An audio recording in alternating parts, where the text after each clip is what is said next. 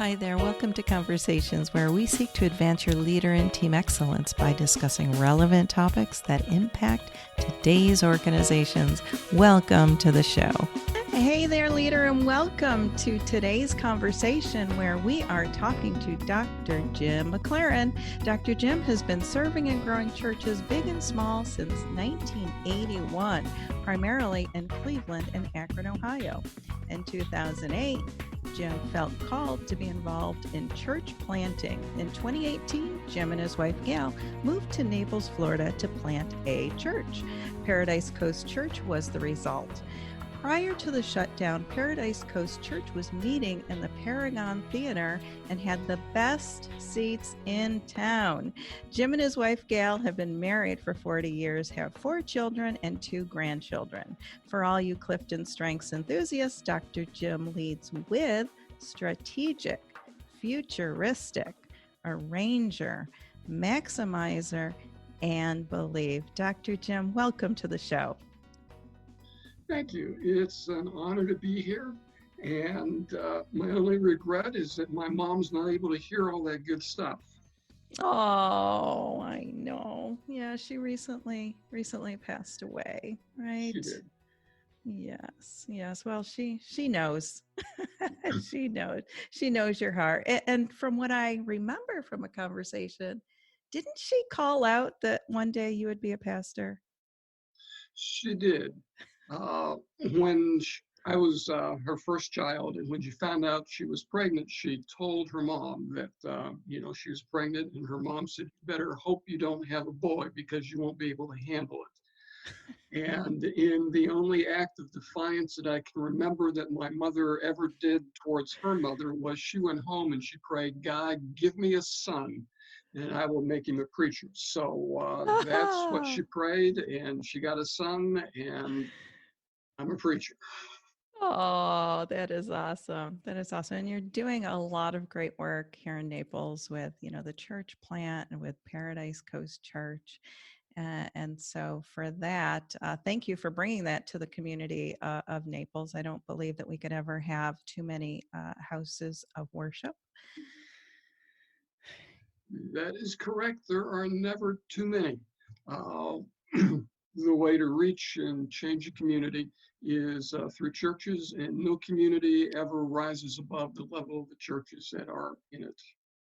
Yeah, that's a great statement right there to hold on to and remember. Well, we had talked a little bit about, you had said that you need another couch. What is that all about? I need another couch. With the coronavirus, social distancing and being safe, and the protests going on, I wanted to participate in the protests, but wanted to be safe.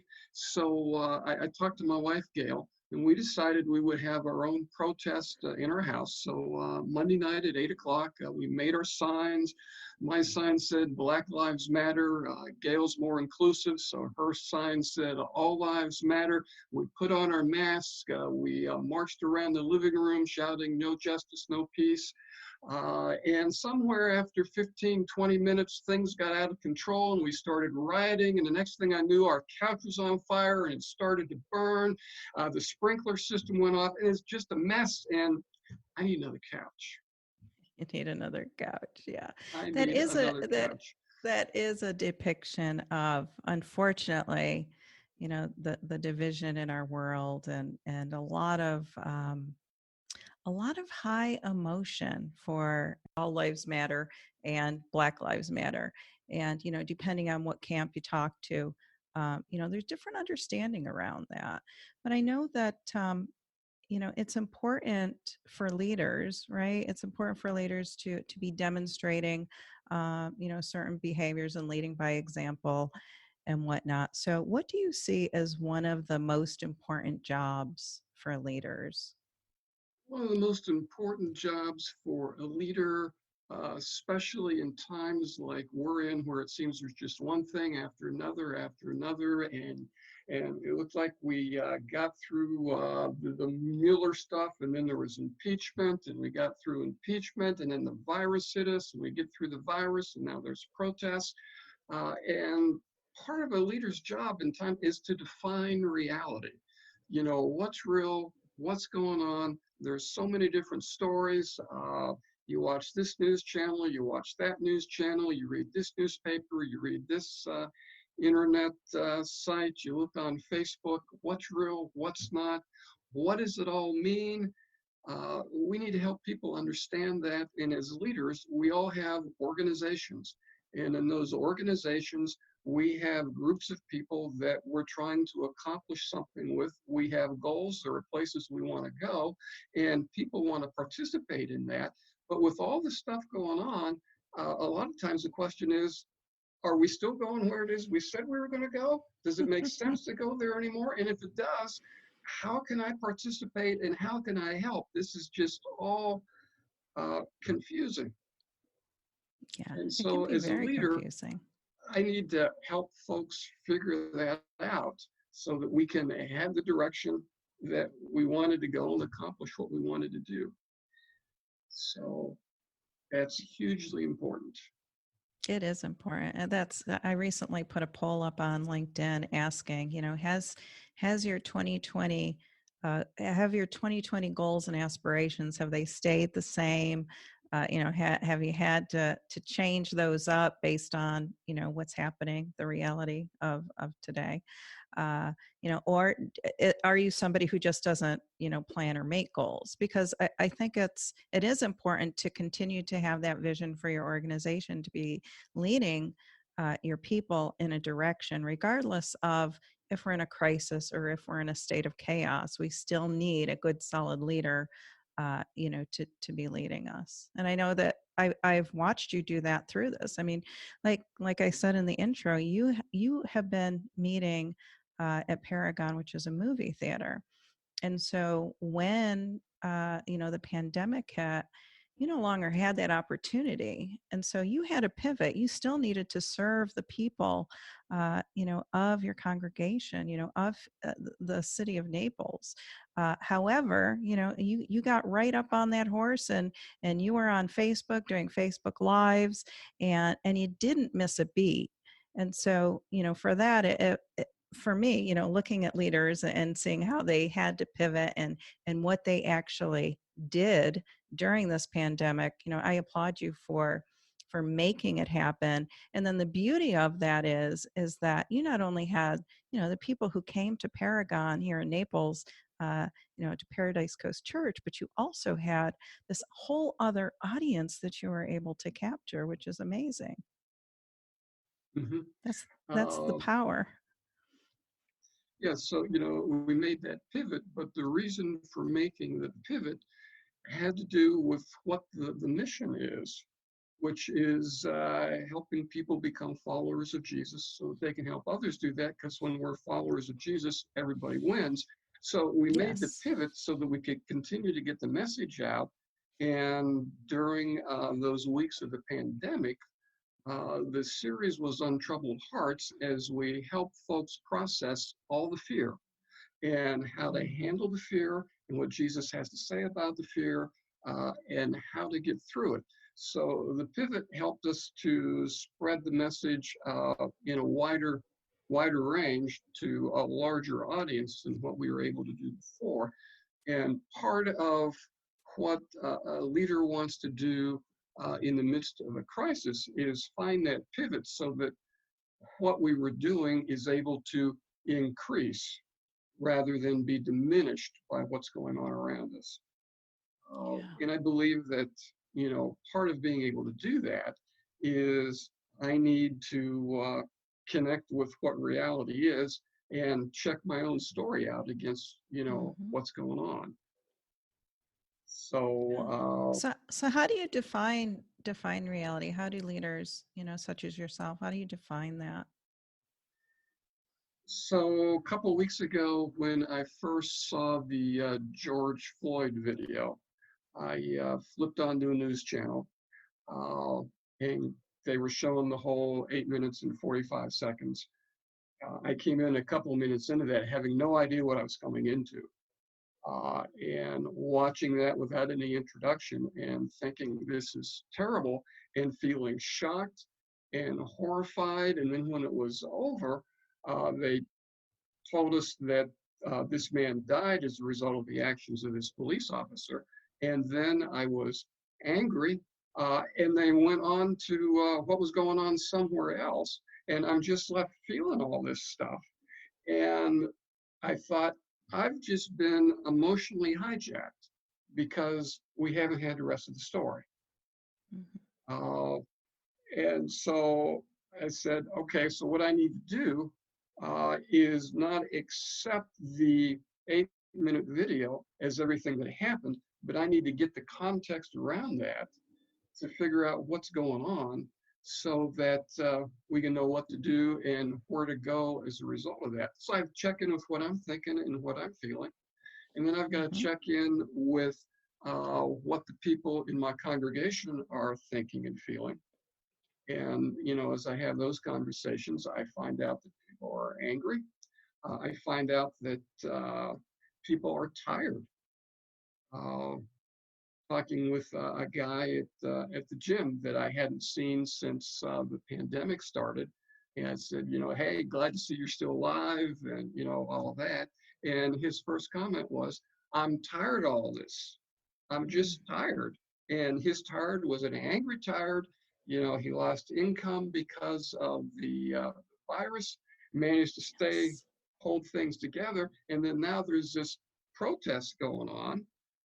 We were at the chiropractor's office, and she said, I have been overwhelmed with appointments. Everybody's coming in needed adjusted, and it's because of the stress and all the emotion of the anger and the stuff that they're seeing on the TV is causing. And then as it progressed, this city riots, that city riots, lootings, burnings, people's getting shot, people getting injured. And I'm watching this and I'm horrified. And then it happens to Cleveland, which is where I'm from.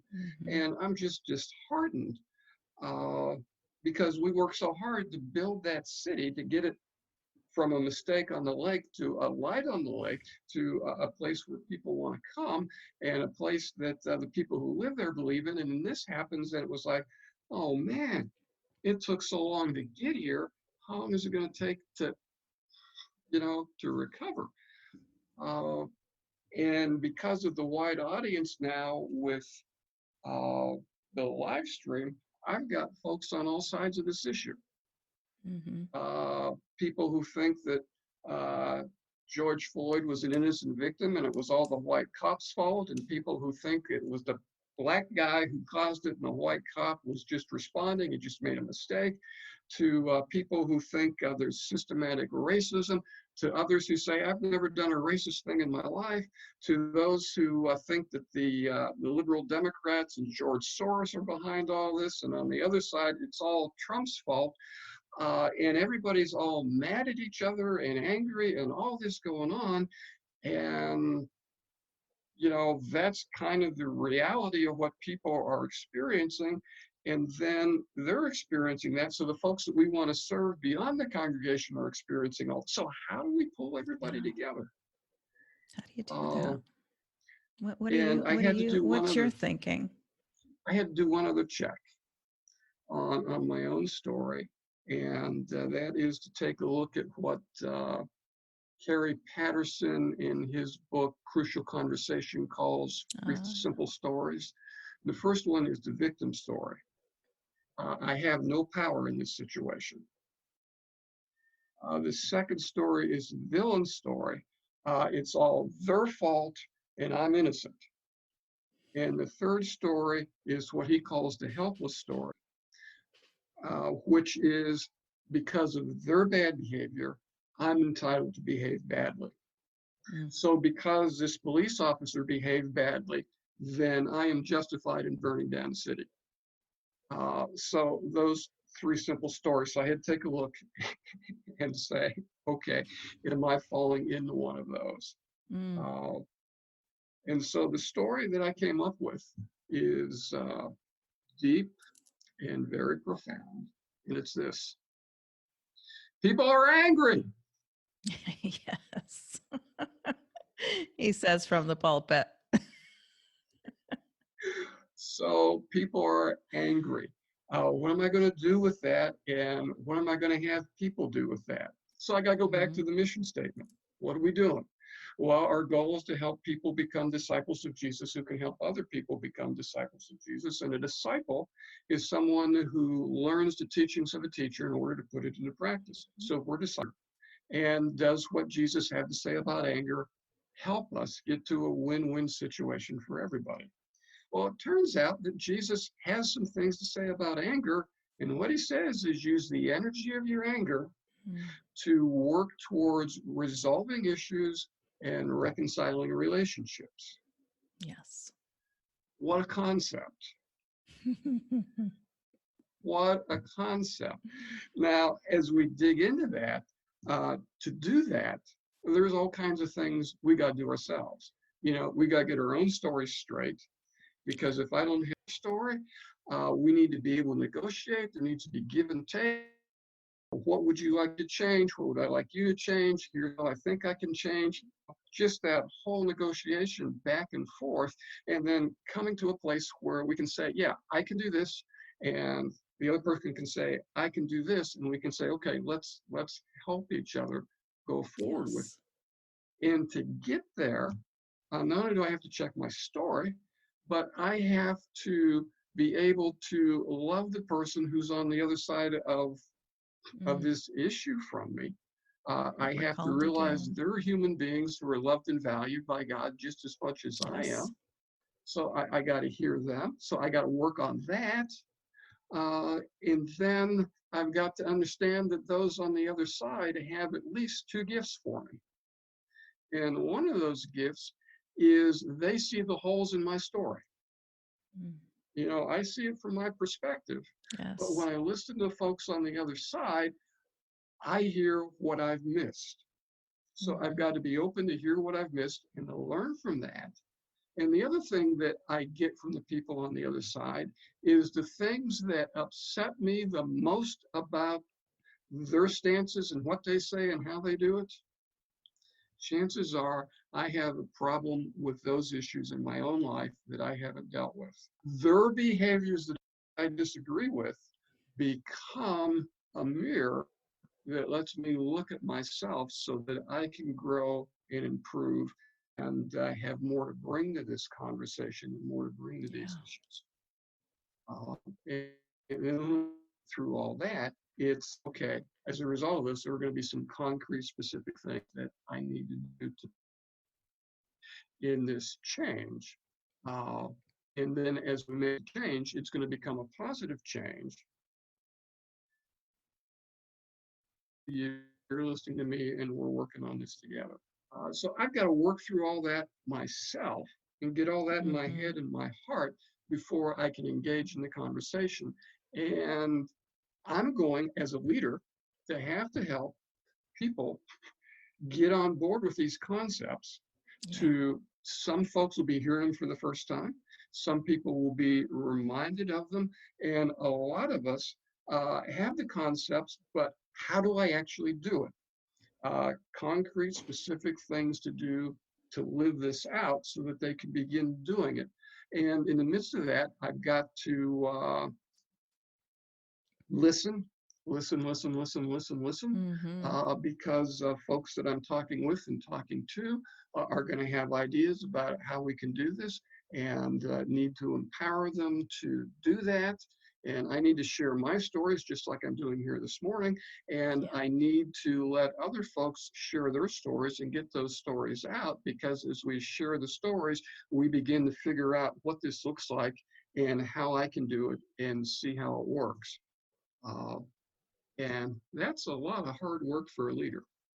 That is a lot of hard work. I loved how you said about, holding the mirror up, because I think that that's important for us as individuals to look at. And when we think about our perception, it's often based on, when I think of my own perception of what's going on. So, my hometown, very small hometown in upstate New York, I lived probably about an eighth of a mile from what people would would call projects, Hmm. low income housing and whatnot.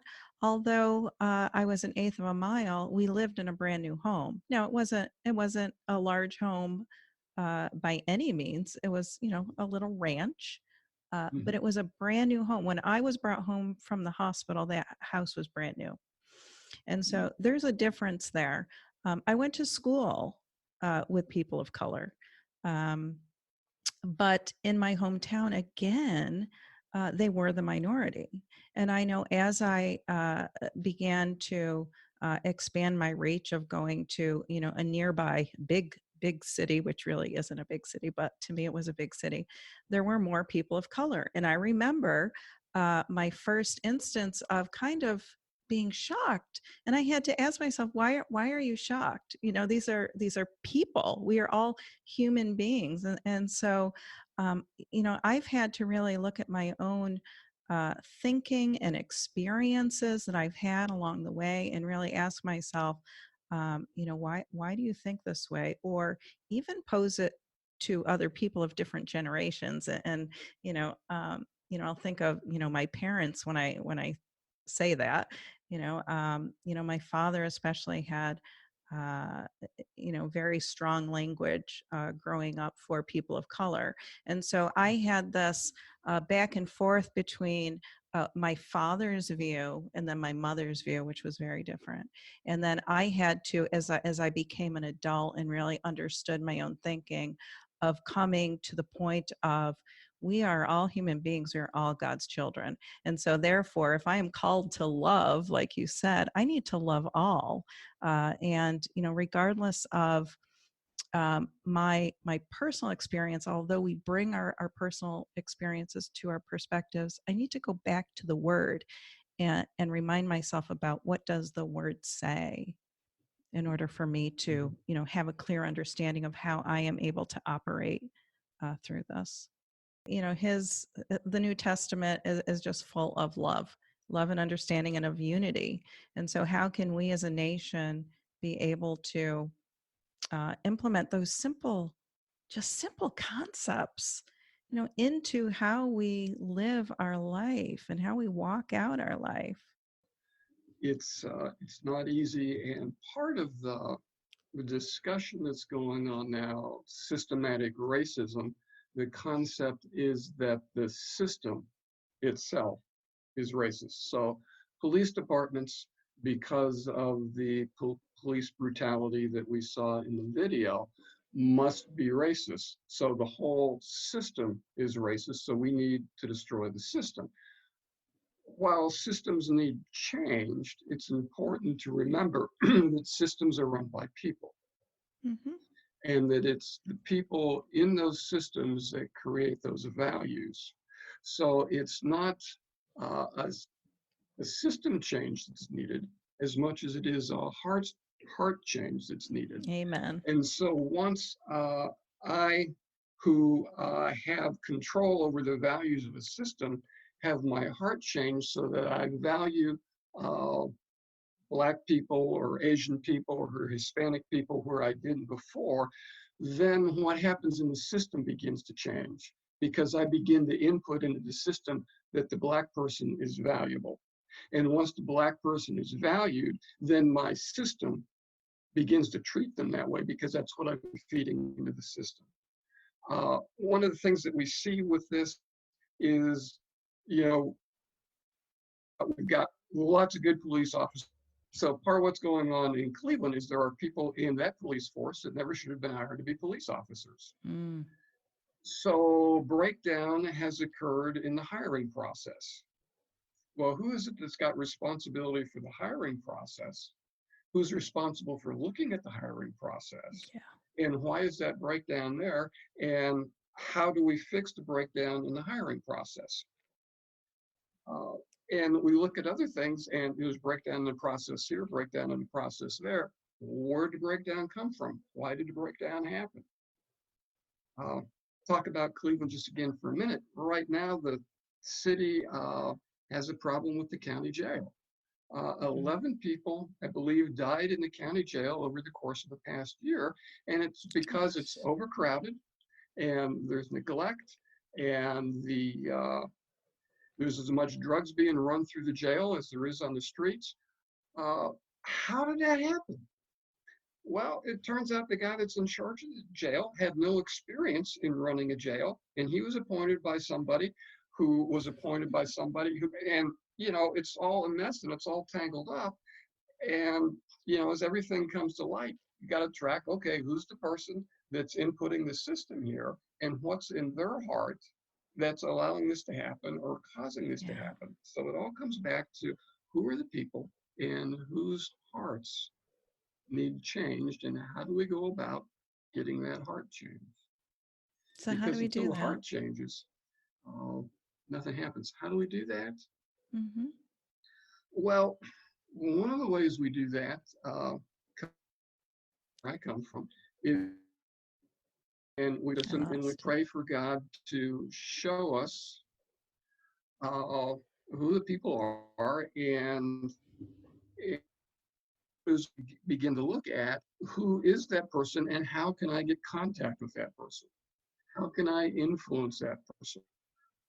I can't go in and get an appointment and walk in and the demands on his or her desk and expect that that's going to do anything. Uh, if I'm able to engage that person, I've got to build a relationship so that they trust me and I trust them. I've got to be able to hear their story and what's going on in Mm-hmm. their lives, and then share my story about it. And we've got to work together and communicate with each other around all of this.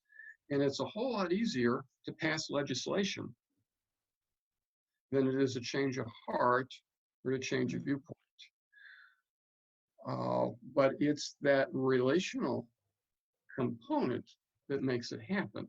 So, you know, who do I know that knows somebody that knows somebody that knows somebody that is connected to the person who has control of the system or input into it where the change comes?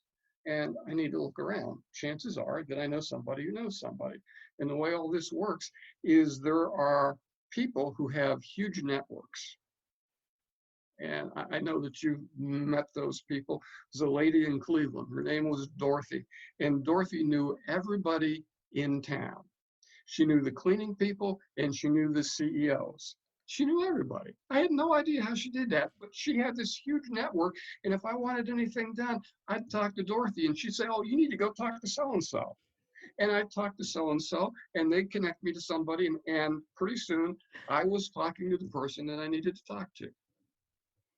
So once we identify who it is that has input into these systems, uh, I got to find out who I know that can get me connected, Mm-hmm.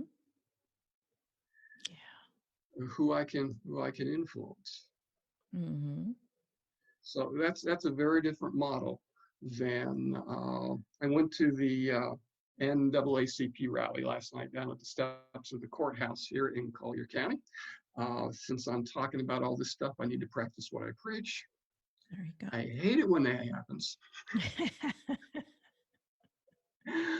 go. Uh, I have never been to a rally like that, to a protest rally. Mhm. Back in the day when I was in college, they happened on the college campus, and I'd be walking on the other end of the campus going to class and seeing all the stuff going on over there, but never really participated. So I went to it to listen, and I was impressed with all of the speakers except for one, calling for us to go vote, register to vote, go vote. You got to vote in the people that are going to create the difference that we want. And they said you got to pay attention because politicians will say anything to get elected. Uh, and there's some truth to that. But, so they talked about that, and they talked about they had a 5-point agenda.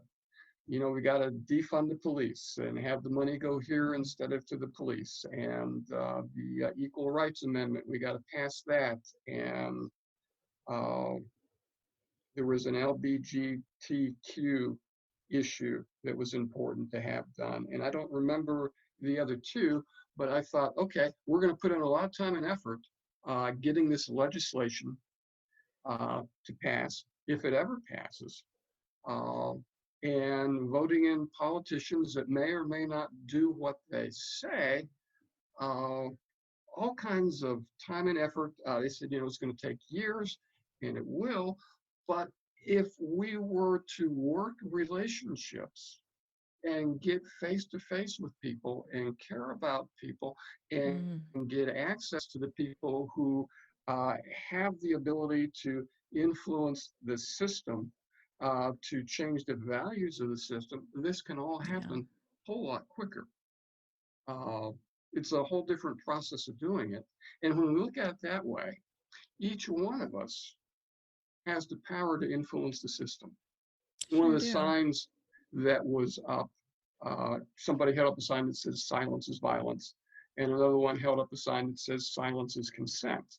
And so if I do nothing, then I'm participating in helping things to stay the way they are. Well, maybe things don't affect me. I can go do my job. I live in my neighborhood, and I never really have to think about that, never really deal with that. Uh, but when my city starts to burn, Mm. and I can't get to work because the freeway is clogged with people who are rioting, and the mayor steps back and says, "Let it all happen." Uh, Suddenly, I got skin in the game. But if I had paid attention earlier, we wouldn't have got here. Mm. And so part of what's important to do now is, now that we're here, we need to get our skin in the game and figure out who we know and who we can influence and how we can get that to happen. And we need to make sure it doesn't get hijacked. Mm-hmm. Because we were at an NAACP rally last night, and it was a rally for Hispanics and for the LGBTQ community, for the Blacks, and for anyone who had any grievance against the police or against the power structure of Collier County. Uh, and when a movement starts with something as incendiary as the video coming out of Minneapolis, morphs into, becomes too much to focus on, nothing happens except people are angry, uh, and then they stay angry and they get bitter, Yes. and the chance Yes. passes us and change doesn't happen. Mm-hmm. And we often make decisions that aren't the greatest Yeah, during that yes, we time. do.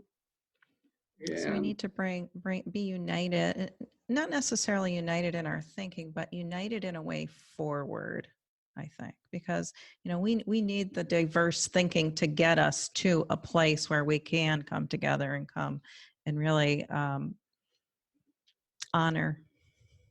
mhm, humanity instead of honoring a certain ethnicity, yeah, a certain race. And I know in my own thinking, in my own world, it doesn't matter to me what your skin color is.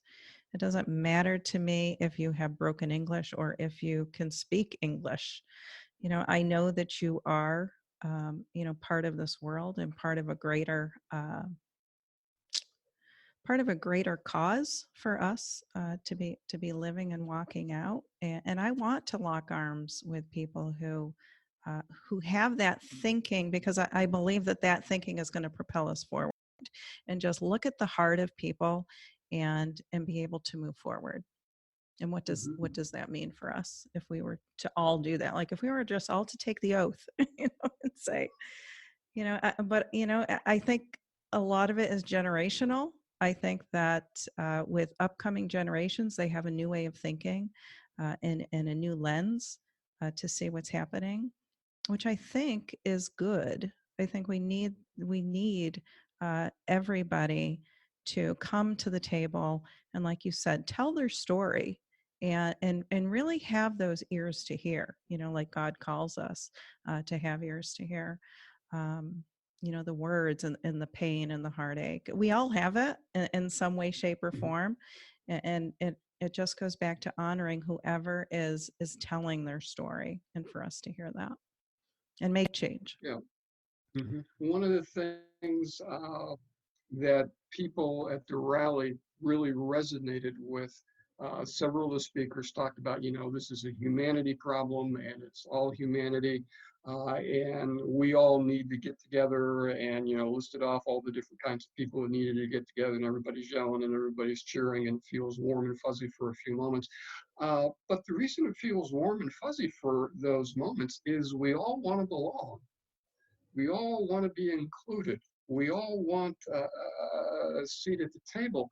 And when I see somebody that doesn't have a seat at the table, I begin to wonder, they lost their seat at the table, or they weren't permitted to the table. Is there something about me that's going to cause me to lose my seat at the table? And so we need to put arms around everybody to get everybody around the table. Yes. And like I said, it takes everybody's voice. And the flip side of that, and I get mine, and not to aren't at the table. It's all about me and my seat. And so there's a part of us that goes there, and there's another part of us that goes to, I've got my seat at the table, it's nice, I want to keep it. And is your seat at the table a threat to me? And the fact that you don't have a seat at the table and want a seat at the table, is that a threat to me? And if I see that as a threat, I'm going to fight to keep you away. But if I see you as an asset, and what you bring to the table makes the table better for all of us, yes, then going to welcome folks in. But it's right. hard to do that. Well, it's all about having mindset shifts and being educated, and shining the mirror on ourselves and listening to other stories, right? And then if we can walk in a way that is pleasing to my Creator, anyway, if I'm able to walk that walk, then I know that in my space, I can affect change. I can affect change by being a leader who leads by example, who is inclusive, who does appreciate diversity regardless of. So, yeah. Well, Dr. Jim, I appreciate you coming on and really unpacking your heart around this issue, and, Paradise Coast Church. And how can people, if they're looking for a church home, if they'd like to come and visit? I know that do you have any news on an opening date yet, or anything like that? Yes. So there are two ways that you can come and visit. We will continue to live stream, and you can find the live stream on Facebook. Go to the Paradise Coast Church page. You can find the live stream on YouTube. You go to the Jim McClaren page. We're working on a Paradise Coast Church page, but we got kinks in it right now, but that will be available. And then on June 21, we're June back 21. in the Paragon movie theater on the corner of Vanderbilt Beach and 41, where we will once again have the best seats in town. And if you come on the 21st, free popcorn for everybody. Awesome. So, well, you heard it here, folks. The 21st at Paragon Theater. Dr. Jim, who is the founding pastor, lead pastor, will be there with the rest of the congregation to worship and glorify God and pray for our city, I am sure, and our nation. We will be doing all that. Oh, all right. And then a website, is it paradisecoast.com? Paradisecoastchurch.org. Okay. org.org. Very good. All right. Well, thank you again for coming on Conversations for Leaders and Teams. Thanks for inviting me. It's been an honor to be here. And you're doing good work, and keep it up.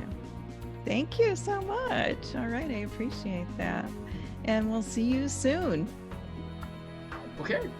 Bye. Bye-bye. Until next time, this is Dr. Kelly Whalen. Keep doing great things because our world needs leaders like you.